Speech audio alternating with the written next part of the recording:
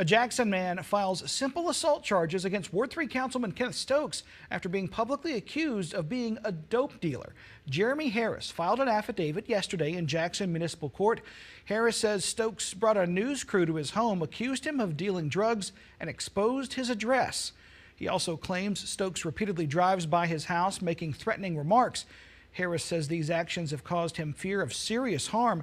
He appeared before the council Tuesday, calling on the council to ask Stokes to resign.